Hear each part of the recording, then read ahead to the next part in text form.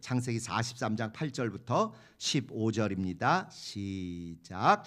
유다가 아비 이스라엘에게 이르되 저 아이를 나와 함께 보내시면 우리가 곧 가리니 그러면 우리와 아버지와 우리 어린 것들이 다 살고 죽지 아니하리이다. 내가 그의 몸을 담보하오리니 아버지께서 내 손에 그를 붙으소서. 내가 만일 그를 아버지께 데려다가 아버지 앞에 두지 아니하면 내가 영원히 죄를 지리이다. 우리가 지체하지 아니하였다면 벌써 2번 갔다 왔으리이다. 그들의 아비 이스라엘이 그들에게 이르되 그러할진대 이렇게 하라. 너희는 이 땅의 아름다운 소산을 그릇에 담아가지고 내려가서 그 사람에게 예물을 삼을지니 곧 유향 조금과 꿀 조금과 향품과 모략과 비자와 파단행이니라. 너희 손에 돈을 배나 가지고 너희 자루 아구에 도로 넣어 온 그 돈을 다시 가지고 가라. 혹 차착이 있었을까 두렵도다. 내 아우도 데리고 떠나 다시 그 사람에게로 가라. 전능하신 하나님께서 그 사람 앞에서 너희에게 은혜를 베푸사 그 사람으로 너희 다른 형제와 베냐민을 돌려보내게 하시기를 원하노라. 내가 자식을 잃게 되면 이르리로다. 그 사람들이 그 예물을 취하고 갑절 돈을 자기들의 손에 가지고 베냐민을 데리고 애굽에 내려가서 요셉의 앞에 서니라. 아멘. 이 앞장에서는 야곱 집안에도 기근이 들어가지고 곡식을 구하러 애굽에 갔다가 우여곡절 끝에 어쨌건 곡식을 사온 이야기가 있었습니다. 그걸로 버틸 수 있는가 했는데 그 다음에 또 기근이 들었어요. 이젠 진짜 더 굶어 죽게 생기니까 이렇게 유다가 아버지 우리가 또 애굽에 가서 빨리 곡식 사오지 않으면 우리 다 굶어 죽겠습니다. 우리 애들까지 아버지 손자들까지 다 죽겠습니다. 그런데 그 바로 밑에 있던 그 높은 총리가 하는 얘기가 우리 말제 동생 베냐민을 꼭 데리고 와야 우리 말이 사실이고 우리가 정탐꾼이 아니라는 걸 인정해 주겠다 했으니 빨리 베냐민 좀 데리고 가서 곡식 사오게 해주세요. 아빠가 지금까지 곡식 좀 있다고 우리 못 가게 하지 않았으면 벌써 2번 왕복해가지고 충분히 넉넉한 곡식을 장만했을 텐데 빨리 가야 되겠습니다. 만약에 이 아이에게 무슨 일이 생기면 못 데리고 오면 차라리 내가 내 목숨으로 담보하겠습니다. 내가 대신 죽겠습니다. 이렇게 얘기하니까 이제 유다도 이 야곱도 더 이상 버틸 수가 없어가지고 가라 가는데 그때 너희도 모르게 그냥 돈이 다시 딸려온 건도 있고 하니까 이번엔 조심해가지고 가는데 아주 좋은 예물 선물들도 이것저것 잘 가져가고 여기 나온 선물들이 마침 예수님 탄생할 때 동방 박사들이 가지고 왔던 그 예물들이 여기 다 포함되어 있어요. 그게 다 포함되고 그런 선물과 함께 또 지난번 주고 온 줄 알았는데 우리 곡식에다가 같이 넣어서 온 그 가격대로 그거의 2배도 가지고 가고 그 다음에 그 사람이 얘기했던 막내 동생 베냐민도 데리고 가라. 내가 정말 이 전능하신 하나님께 은혜 베푸시고 얘를 제발 살려달라고 기도한다. 그렇지만 만약에 어떻게 잘못돼도 그땐 그분의 뜻인 줄 알고 어쩔 수 없겠다 하고 이제 곡식을 가지러 다시 내려간 그 얘기입니다. 그래서 오늘 제목이 노력은 노력대로 하고 기도는 기도대로 하지만 내가 기대했던 대로의 응답이 안 왔다 할지라도 마지막에는 뭘 하는 게 믿음이라고요? 승복을 하는 게 참된 믿음이다. 믿음은 요 세 개가 합해져야 삼위일체의 온전한 믿음이다. 노력도 하고 기도도 하지만 승복, 주님이 하신다. 주님이 하셨다. 주님 뜻대로 이루어진 것이다. 하고 고백하는 승복의 신앙이 있어야 완성이 된다. 그런 이야기입니다. 그래서 개요를 먼저 보시면 다시 기근이 들고 유다가 베냐민을 데리고 가야 양식을 얻을 수 있음을 아버지 야곱에게 말합니다. 2번 유다가 자기 목숨을 담보로 베냐민을 데리고 다녀올 것을 야곱에게 말합니다. 기억하시겠지만 요 전장에서는 루벤은 누구 목숨을 괜히 끼워 넣었죠? 자기 목숨 아니고 아들들 목숨, 남의 거라고 막 함부로 인심 썼어요. 3번. 그러자 이제 야곱이 예물과 그다음에 2배의 배상과 베냐민 요 3개를 함께 보내며 전능하신 하나님의 은혜를 기도합니다. 오늘 우리가 읽은 부분이 딱 요 3번째 대목입니다. 4번은 이제 요셉은 그들이 이제 요셉 앞에까지 갔어요. 그랬더니 요셉은 다시 온 형제들을 환대하는데 형제들은 이거 우리가 그 곡식값 다시 훔쳐가지고 갔다고 도둑으로 누명 써서 체포되려고 저 양반이 직접 나온 거 아닌가 하고는 찔려하고 두려워하고 오해하고 벌벌벌 떱니다. 그러니까 진짜 착하게 살아야 돼요. 죄짓고는 못 산다고 그렇게 아무 위협을 안 해도 제발저려서 이렇게 막 쫄지요.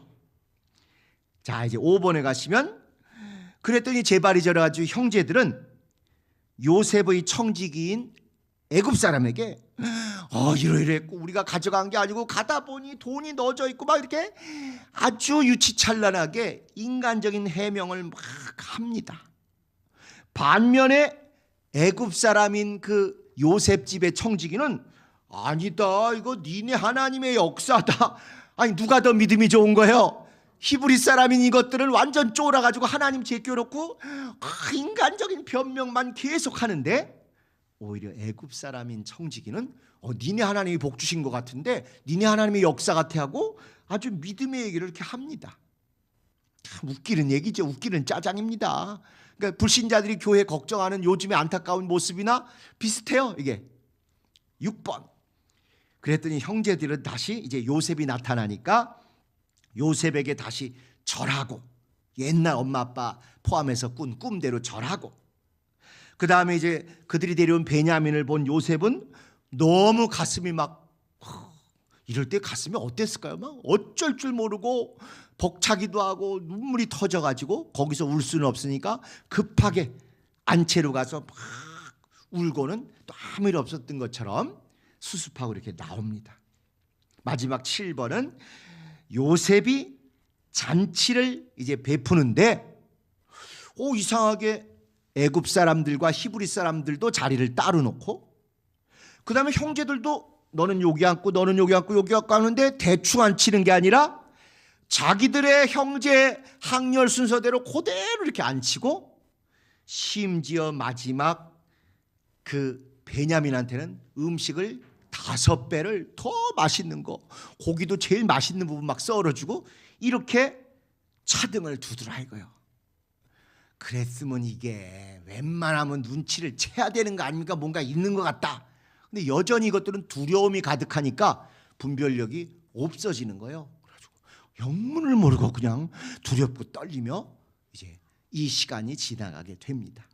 그래서 이런 개요의 이야기들인데 여기 그냥 지나가서 이런 일이 있었구나 볼 수도 있지만 사실은 궁금하고 뒤에 있을 일들을 예표하는 얘기들이 굉장히 많습니다. 한번 보시죠. 질문. 야곱의 의논 상대로 이제 루벤이 안 나오고 아버지 이제 우리 굶게 생겼으니까 또 가야 합니다 하고 유다가 전면에 나옵니다. 그 이유는 뭘까? 지난 시간에도 얘기한 것처럼 야곱도 이 장자인 루벤의 속성이나 기질이나 꼼수를 이제 아는 것입니다. 저놈이 자기 서모 어쨌건 야곱의 아내 같은 사람 하나를 몹쓸 짓을 한 그놈인데 그 좀 정신 차리고 회개하고 어떻게 잘 가는 줄 알았더니 장남이라고 이렇게 으시대고 말들 하지만 이게 진정성이 없는 거예요.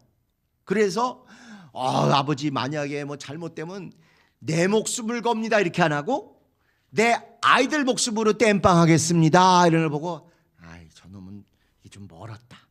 신뢰하기가 좀 그렇다. 이제 이렇게 떼놓는 거죠. 그런데 유다는 그 다음에 형제들이 시므온과 레위인데 시므온은 아주 잔인하게 세겜에서 사람들 학살한 그 일을 했던 사람 아닙니까? 레위와 둘이 그 중에 시므온은 지금 애굽의 볼모로 잡혀 있고, 지난 시간 말씀드린 대로 왜 하필이면 시므온을 잡았을까?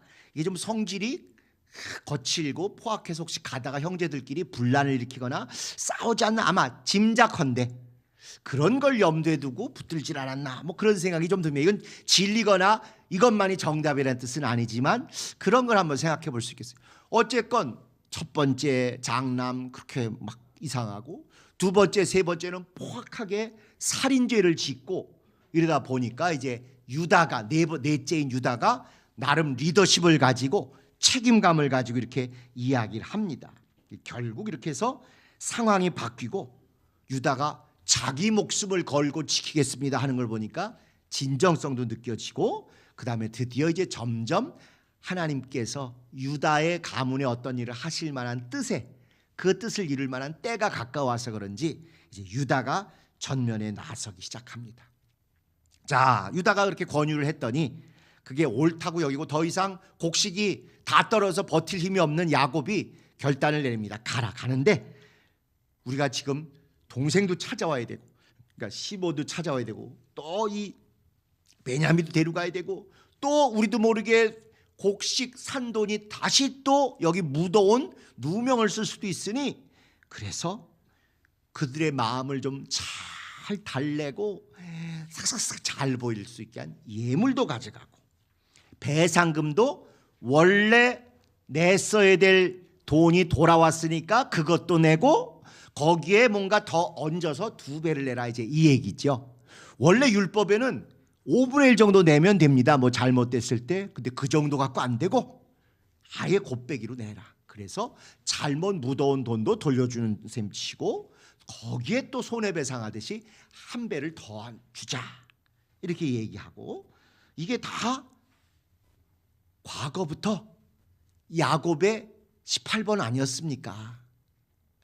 야곱이 그 형 에서가 자기에게 화나가지고 죽일 듯이 달려온다고 했을 때, 아이고, 역시 제일 중요한 건 코 밑에 진상, 이런 속담 있잖아요. 역시 입에 뭐가 들어가고 손에 뭐가 쥐어져야, 그래야 그 분노가 줄어들 것이다. 이미 자기 목숨을 한번 건져본 경험이 있지 않습니까? 전력 있고, 이게 전략인 거예요. 그렇기 때문에 배상금만 가져가서 안 되고 아주 귀한 명품 그 선물도 가져가고, 거기에 더해서 그 사람이 얘기했던 막내 아들 베냐민도 데려가라, 이렇게 하는 거죠.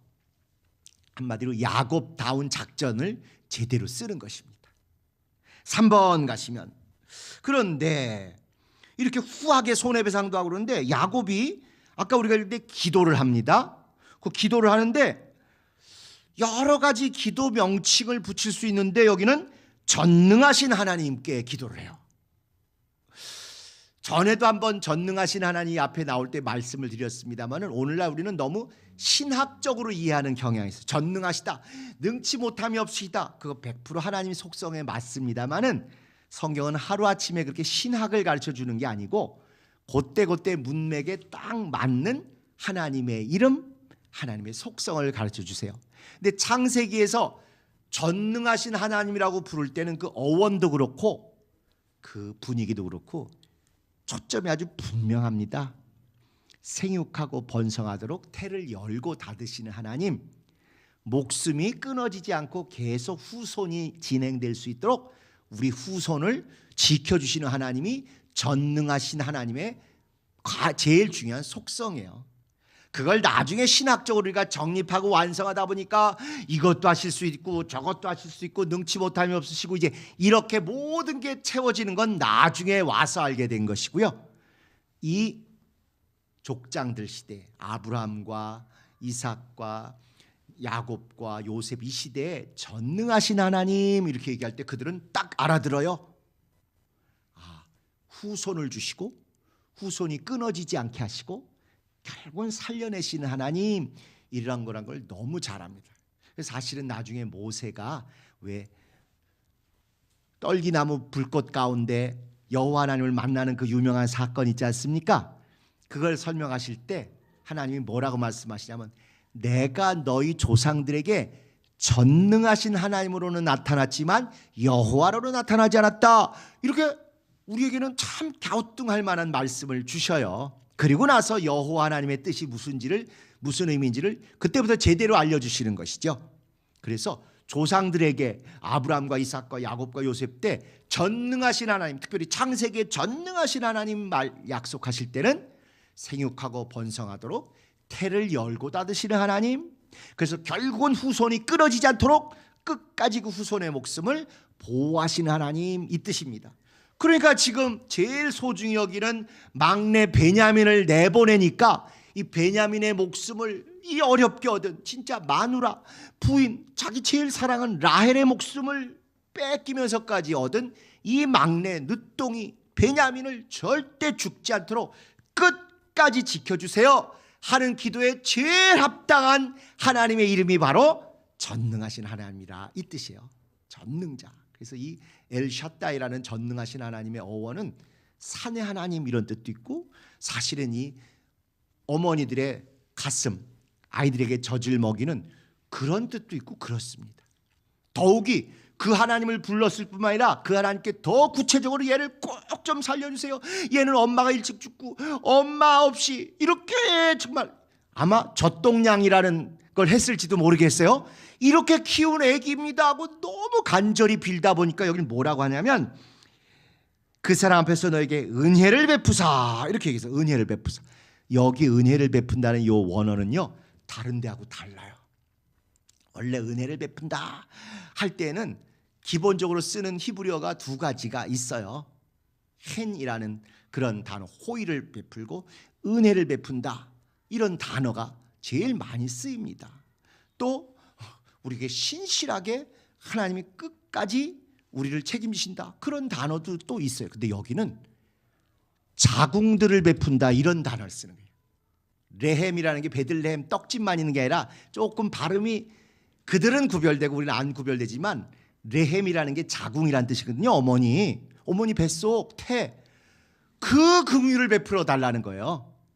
그러니까 절대 애가 어머니 태중에서 나와서 끊어지지 않고 어머니의 통함, 어머니의 사랑, 그 어머니 죽음과 함께 바꾼 아이니까 끝까지 얘를 좀 책임져 주세요 하는 그런 간절한 어머니 사랑을 염두에 두고 은혜를 베풀어 달라고 하는 것입니다. 진짜 이거를 좀 무슨 뜻인지 알고 저도 이렇게 배우고 읽으면서는 눈물이 왈칵하더라니까요. 단순히 늦둥이어서 막내니까 이 정도가 아니라 우리의 조상 때부터 우리 가문의 씨와 가문의 혈통이 끊어지지 않게 계속 후손을 주신 하나님, 특별히 엄마가 죽으면서 마지막 끼쳐놓은 이 아이, 이 막내, 이 늦둥이 절대로 죽지 않도록 레하임, 그 자궁의 사랑, 어머니의 사랑, 애통한 모정의 힘으로 얘를 좀 지켜주세요, 이렇게 끝까지 하는 거예요. 그러니까 딴 때 같으면 여기다 헤세드라는 인애, 진실, 은혜 이런 단어를 쓰거나 헨 이런 단어를 쓸만한 때인데도 우리말 번역은 똑같이 은혜라고 했지만 자궁의 사랑, 자궁의 생명, 그 어머니 모친의 목숨과 같은 그 생명으로 이 아이를 지켜주세요, 이렇게 간절히 기도를 하는 것입니다. 자, 그러니 기도의 대상이 전능하신 하나님이며 은혜를 구한다는 게 이렇게 후손과 자손과 생명의 하나님을 불러서 모성애 같은 마음으로 어미 목숨을 대신해서 나온 아이니 이 아이를 끝까지 지켜달라고 진짜 피를 토하는 기도를 이렇게 한 것이죠. 4번 보시면, 자, 이 형제들이 이렇게 왔다 갔다 하고 이리저리 옮겨지고 요셉의 집에 가서 잔치자리로 갔다가 어디로 갔다 이렇게 옮겨지는 것들을 보면서 형제들이 두려워해요. 이게 제발이 저려가지고 막 두려워합니다. 그럼 도대체 이게 무슨 사건을 염두에 두고 할 것이냐? 아니 죄지지 않고 떳떳하면 얼마나 신나요. 애들 같으면 아주 천진난만하게 이 방 갔다가 저 방 갔다가 2층 갔다가 다락방 갔다가 얼마나 신납니까? 그러나 이게 뭔가 생각이 있고 뒤에 그냥 캥기는 게 있는 사람은 이거 우리 여기서 떠밀라 그러나? 여기 가둘라 그러나? 여기 갑자기 불 꺼지면서 우리를 막 때리려 그러나? 온갖 두려움이 생기는 거죠. 근데 이거는 그들 자체에게 좀 깨달으라는 것입니다. 비교를 하려고 하는 거죠. 요셉은 자신의 잘못이나 책임 하나도 없이 이 못된 형들 때문에 얼마나 많이 뒹굴고 내몰리고 이리저리 옮겨 달리고 본인의 의지와 상관없이 휘둘렸는지를 잘 알지 않습니까? 당해보라는 거예요.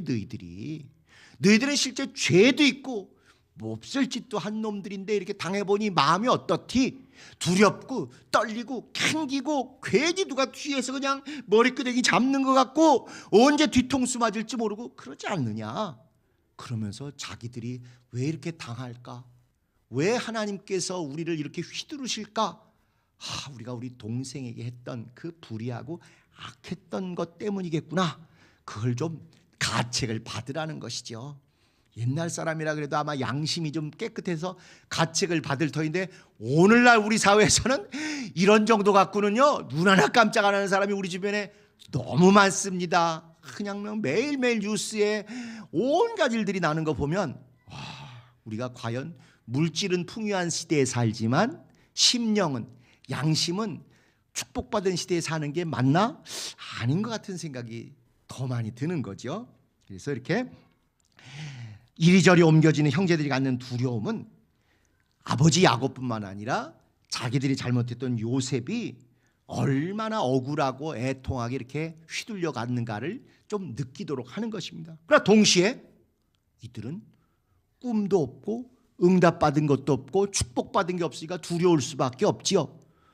그러나 요셉은 분명히 꿈을 꾼 게 있고 축복받은 게 있고 확실히 바라보고 나아가는 목표가 있다 보니까 조금도 그것 때문에 불평불만하거나 자포자기하거나 이런 거 없이 계속 갑니다. 계속 가. 다른 사람이 볼 때는 불행할 것 같고 다른 사람이 보면 저러면 낙담할 것 같고 저러면 그냥 나둥그러질 것 같은데도 신나서 갑니다. 꿈이 있고 축복이 있고 비전이 있고 확실히 하나님이 이끄시는 걸 아니까 실실거리면서 웃으면서 기대하면서 설레면서 가는 거예요. 전 개인적으로 지난 몇 년간 제일 좋아하는 단어 중에 하나가 설레임입니다. 설레임 그러면 그 아이스크림 또 이렇게 하시는 분이 계시는데 물론 그 아이스크림 이렇게 얼려 먹는 아이스크림도 설레임입니다만은 요 다음에 어떻게 인도하실까? 요 일이 어떻게 역전이 될까? 이런 고비를 어떻게 넘겨주시려고 이런 걸 우리에게 허락하셨을까? 설레임이 있는 거예요. 그러니까 맨날 저보고 사람들이 얼마나 힘드냐 얼마나 했는데 저는 맨날 해볼래 하고 이렇게 다니면서 진짜 철없는 사람처럼 해맑게 다니니까 좀 뭐라 그러시긴 하는데 설레요. 진짜로 설레임이 있습니다. 어떻게 역사하실 건데 이 길을 가게 하시는가? 설레임이 애들의 마음이 설레임이 있지 않습니까? 어디를 가도. 이 요셉과 형제들의 차이가 그거죠. 우여곡절 이리저리 옮겨가고 휘둘리고 청룡열차처럼 올라갔다 내려갔다 해도 꿈이 있고 축복이 있고 비전 있는 사람들은 즐거이 기대하며 설레이면서 가지만 그거 없는 사람은 맨날 두렵고 떨리거나 불평불만이거나 짜증이나 이런 걸로 가는 게 아닌가. 우리가 정말 예수 믿고 은혜와 진리 안에 있는 사람이라면 적어도 어떻게 인도하실까 하는 일상의 설레임들이 매일매일 매주 계속 이어졌으면 참 좋겠습니다.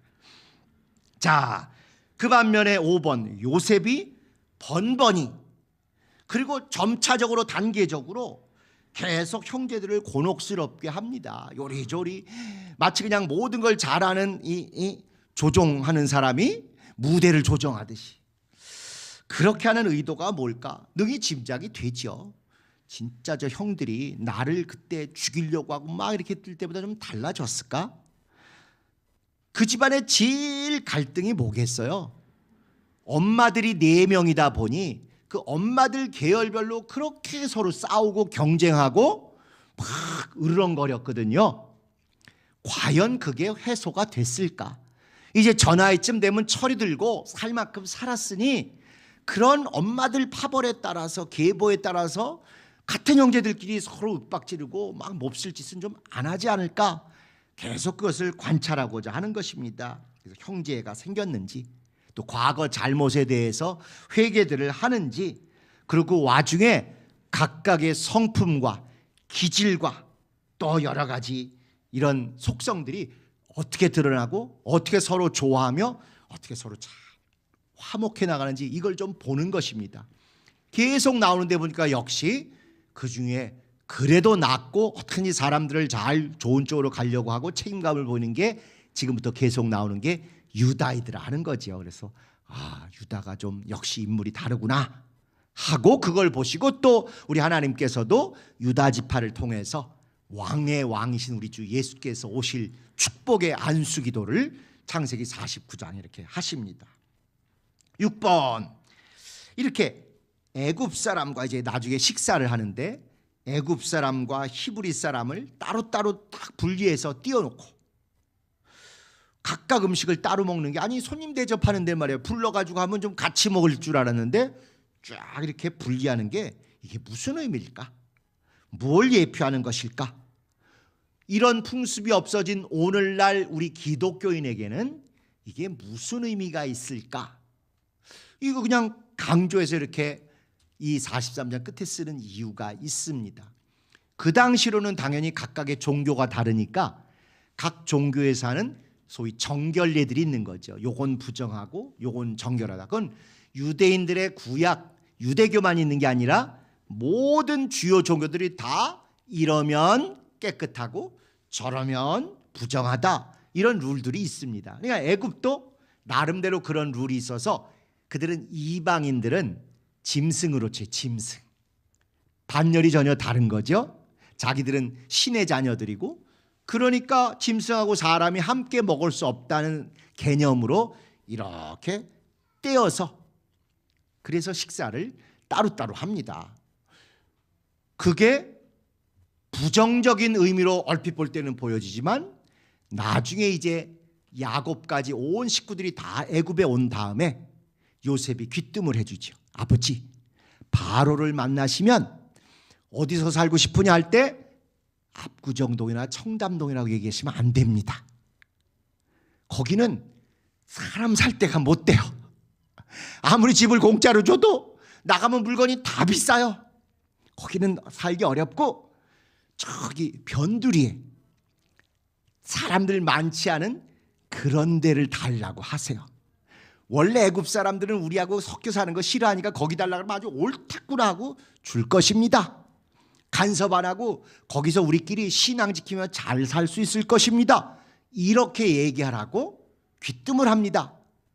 그러니까 모든 걸 표면적으로 부정적으로 볼 때는 정결례 때문에 차별해서 따로 놀고 수도 좋은데 도심 강남 한복판은 애굽이 살고 다른 데는 히브리 사람이 산다 이렇게 볼 수 있지만 오히려 진짜 하나님의 은혜를 알고 거룩하게 성별하고 구별되는 그런 삶을 위해서는 도심에 이 애굽 사람들이 사는 데 살면 안 되고 나중에 이제 고센 지방이라고 하는 거기에 가서 사는 것이 좋습니다 하고 결국은 히브리 사람들이 노예 생활을 하지만 자기들의 고유한 신앙과 거룩함을 지킬 수 있는 그런 토대 그런 예표가 됐던 것이죠.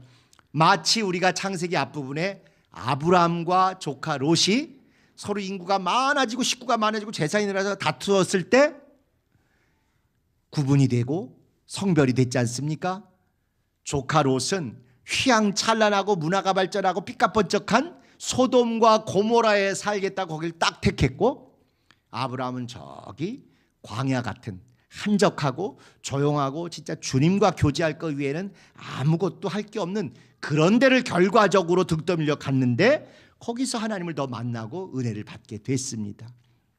이런 일들이 구약 내내 계속되는데 그거를 율법에는 뭐라고 표현했냐면요, 소와 말이나 종류가 다른 두 짐승을 같은 멍에로 매서 2인 1조로 두 마리가 한꺼번에 가지 못하게 하라 이렇게 얘기를 해요. 결이 멍에라고 이들은 우리의 멍에와는 달리 꼭 짐승 두 마리가 함께 한 멍에를 매가지고 같이 끌게 하는데 거기에 종류가 다른 두 짐승을 같이 넣으면 서로 냄새가 다르잖아요.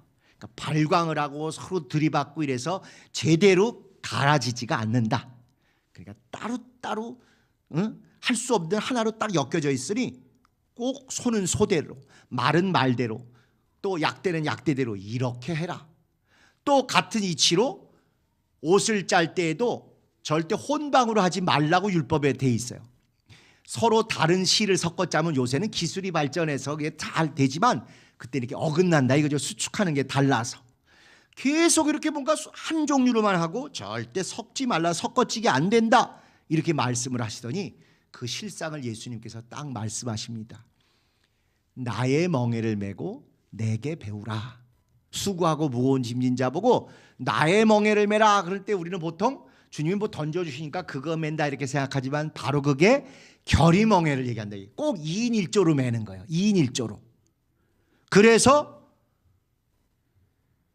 소나 말이 같이 매면 안 된다고 율법이 말씀하셨지만 이제는 사람이신 주님이 짐승 수준인 우리와 함께 매주시겠다는 거예요.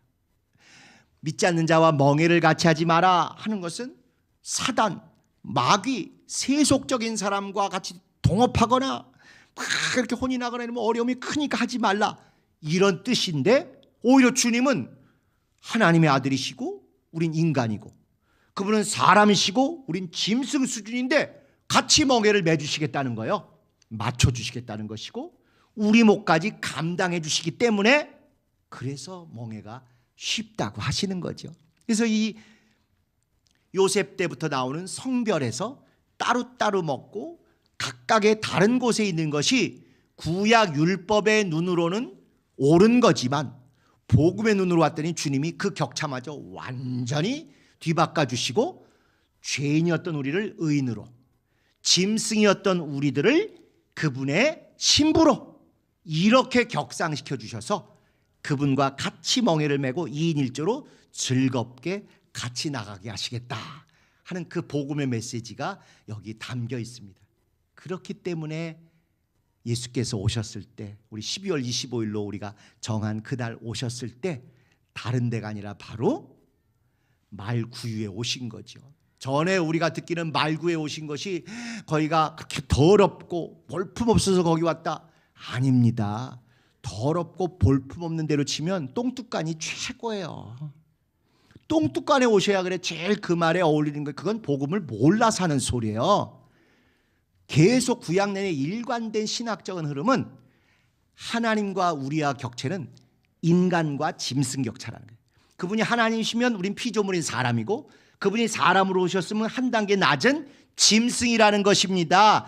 그래서 사람으로 오신 분이 짐승의 밥그릇에 담겨 오신 거예요. 우리의 생명의 양식으로 예수를 먹도록 영원한 생명의 떡으로 영원한 생명의 양식으로 오셨다는 걸 보여주시려고 다른 데가 아니라 짐승 밥그릇인 구유에 이렇게 얹혀져 오신 것입니다. 그래서 우린 예수를 먹고 예수를 마시면서 영적으로 더러운 신분이었던 우리가 깨끗해지고 영적으로 짐승 수준이었던 우리가 사람이신 그분의 신부가 될 수준으로 또 올라가고 또 우리는 사람 수준, 지옥 갈 사람 수준인데 하나님의 아들 수준으로 또 높아지고 이걸 보여주시려는 게 이 요셉 때부터 계속된 구별, 성별에 담긴 복음의 메시지입니다. 자, 마지막 7번. 이렇게 꼬치꼬치 그냥 그 변장한 요셉, 총리 대신인 요셉이 꼬치꼬치 너희 아버지가 계시냐, 형제는 어떻게 되냐, 막내는 어떻게 되냐 꼬치꼬치 묻지요. 자리 순서도 또 어떻게 우리 형제들 자리 순서라, 형제들 순서라서 다 그 순서대로 앉히죠. 또 베냐민한테는 유독 뭐 5배나 음식을 주지요. 자, 이런 것들을 요셉이 막 하는 걸 보면 형제들이 이상한 낌새를 왜 못 느꼈을까? 찔리고 이거 왜 이러지? 뭔가 신의 힘이 여기 작동하는 거 아닌가?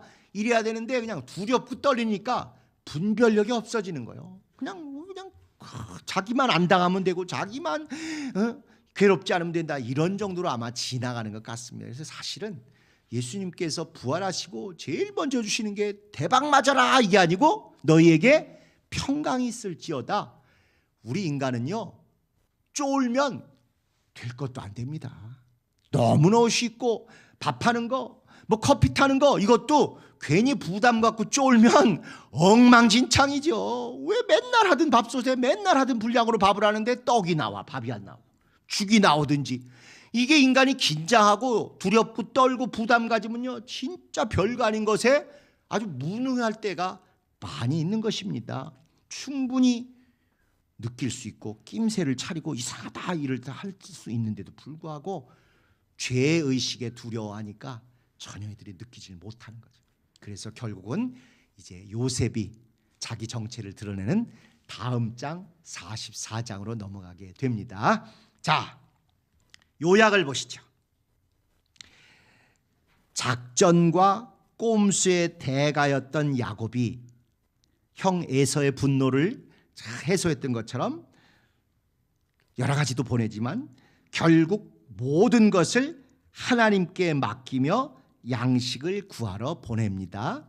그러니까 예물도 보내고 배상금도 보내고 베냐민도 보내지만 주님께 기도해, 하나님께 기도해서 전능하신 하나님, 우리의 후손을 책임지신 하나님, 어머니 자궁과 같은 그런 은혜, 그런 모정, 그런 긍휼로 얘를 지켜주세요.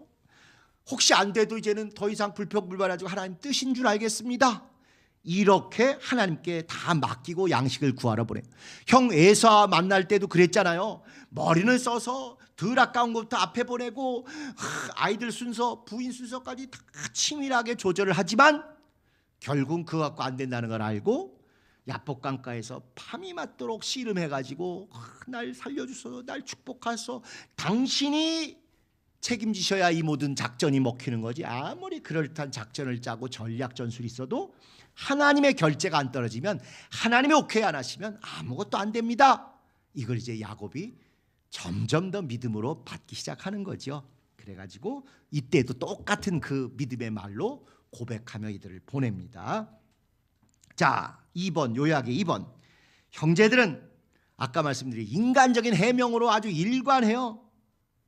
근데 오히려 애굽 사람인 요셉의 청지기는 이게 하나님의 역사다, 니네 하나님, 니네 아버지 하나님의 역사다, 오히려 믿음이 더 좋아요.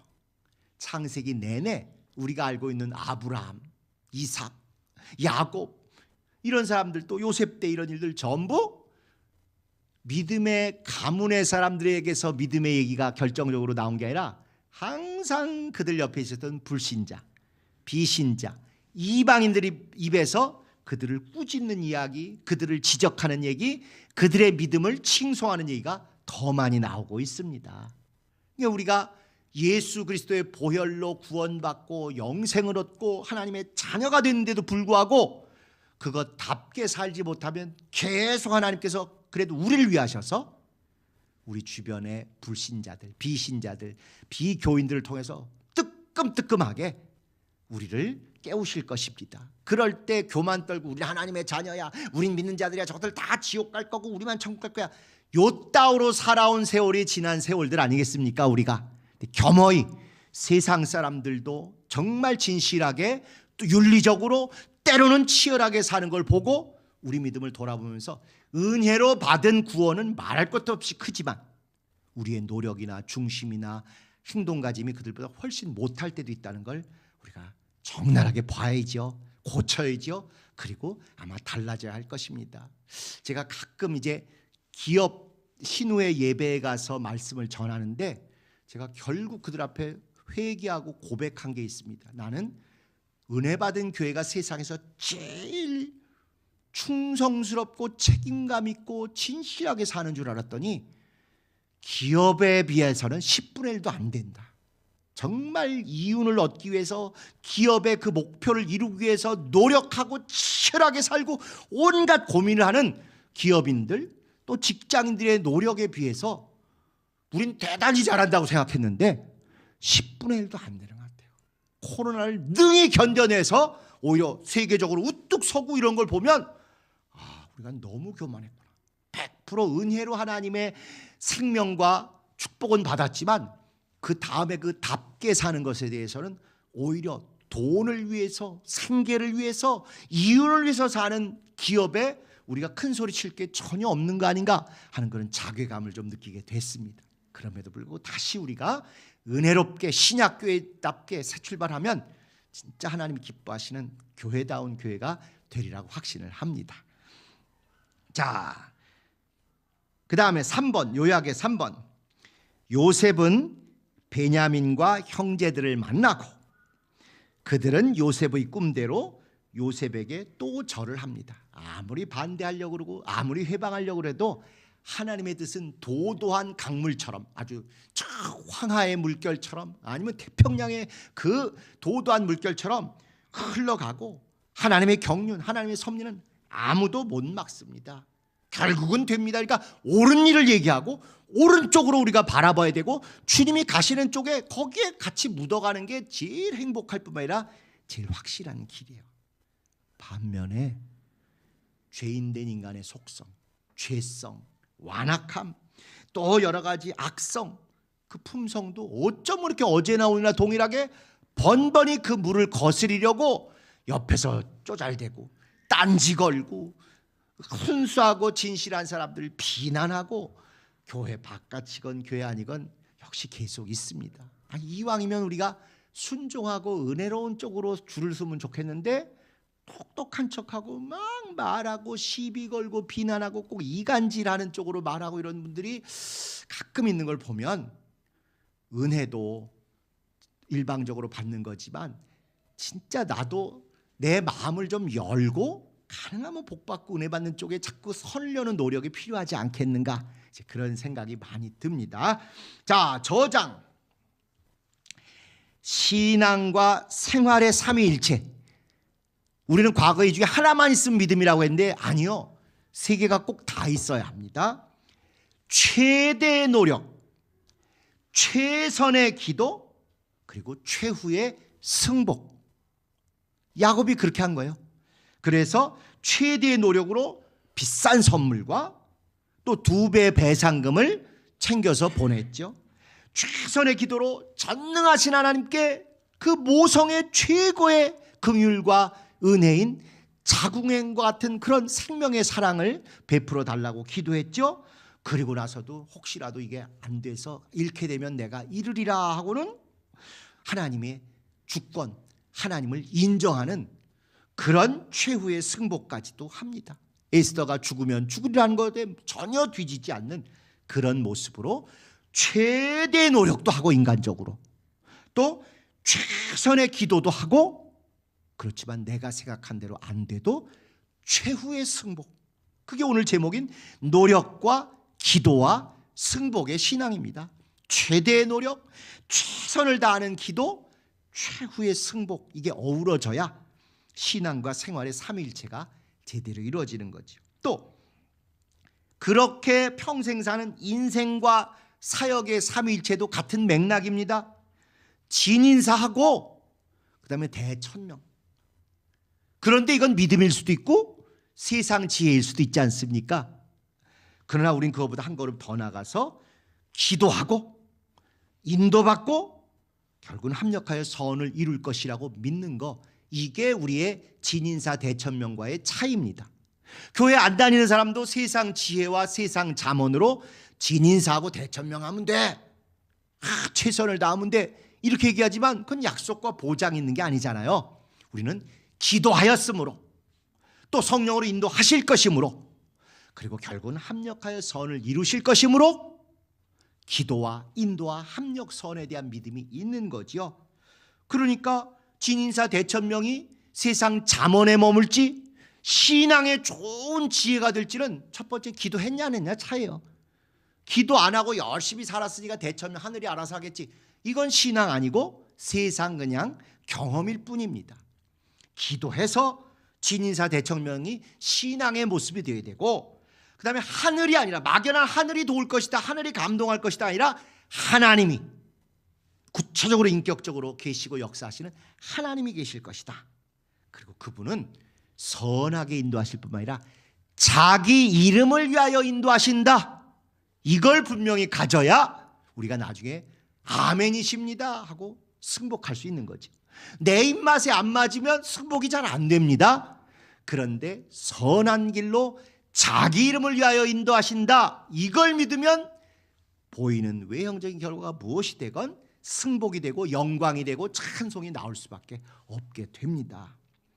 자, 그래서 이 기도를 했냐 안 했냐가 하나님하고 공동 작업이냐 아니면 내가 책임져야 되냐의 절대적인 차이죠. 아무리 성실히 노력하고 아무리 하늘이 감동할 정도로 열심을 냈어도 기도해서 하나님과 동업이 되고 하나님과 책임을 공유해야 이거 신앙이 되고 역사가 이루어지는 것이므로 기도를 하고 어떤 일을 시작한다는 게 알파와 오메가 정도로 격차가 굉장히 큽니다. 마지막으로 사과와 보은의 삼일체, 잘못해서 사과를 하는 게 됐건 또는 누구에게 은혜 받은 게 해서 은혜를 갚는 보은이 됐건 여기도 삼위일체 오늘 본문에 나온 것처럼 안팎의 진심, 정말 내 속에서부터 미안해하고 또는 고마워하고 이런 중심, 진심이 필요하고 그 다음에는 눈앞에 예물이 있어야 된다 하는 거죠.